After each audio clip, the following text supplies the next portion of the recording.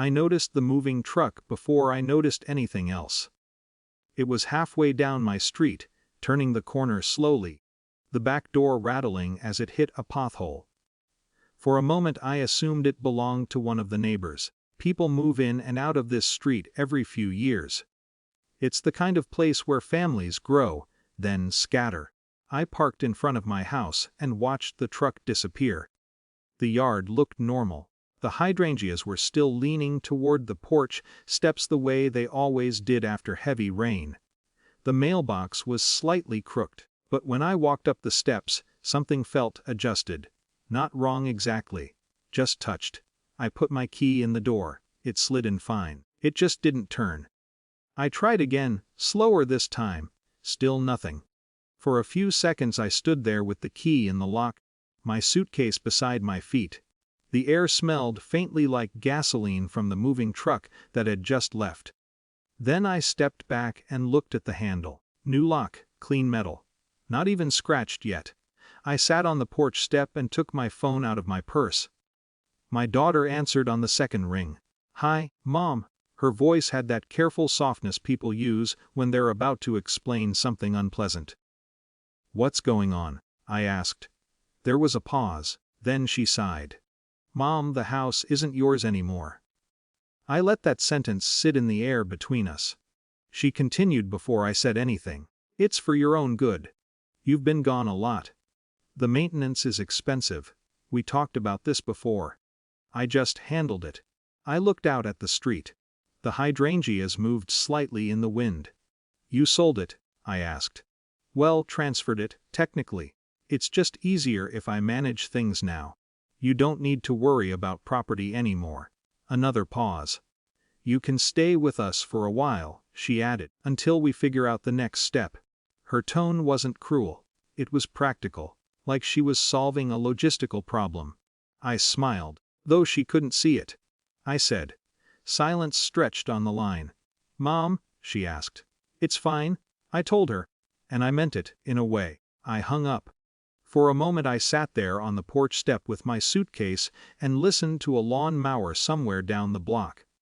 Then I opened my messages. My lawyer's name was already near the top of the list. I typed 5 words. "Everything's in place. Do it." Then I stood up and walked back to my car. The first time my daughter suggested helping manage things had been about a year earlier. It sounded reasonable then. "You travel so much," she'd said over dinner. "Wouldn't it be easier if someone handled the paperwork?" Paperwork, bills, insurance renewals, small things. At first I said no. Then the suggestions became slightly firmer. "You shouldn't have to deal with all that. You deserve to relax. You're not getting younger." She never said the words control or ownership. But the direction of the conversation was always the same. I started noticing other small things too. Documents left on the table. Real estate articles forwarded to my email. Casual mentions of how much houses on our street were selling for. None of it was aggressive. Just steady. So one afternoon, months before my trip, I walked into a quiet office downtown and sat across from a lawyer named Mr. Alvarez. "I'd like to review my property structure," I told him. He listened carefully. Didn't interrupt. When I finished explaining the situation with my daughter, he folded his hands and said, very calmly, "You're wise to address this early. We adjusted a few things, not dramatic things. Just quiet legal realities. Ownership protections, transfer restrictions. A clause or two that required my direct authorization for any property transaction." Then I left for my trip. 2 days after I came home, my daughter called again. Her voice was different this time, tighter. "Mom, did you talk to a lawyer?" "Yes," I said. "What did you do?" I could hear movement behind her, papers shuffling, someone else's voice in the room. "I reviewed my property arrangements," I told her. "You didn't tell me that." I didn't think it required discussion. Another pause, then her voice dropped. "The title office says the house can't be transferred. They said there's a restriction. They said the paperwork I submitted is invalid." "Wes, how is that possible?" Before I could answer, another voice came onto the line. "Mail.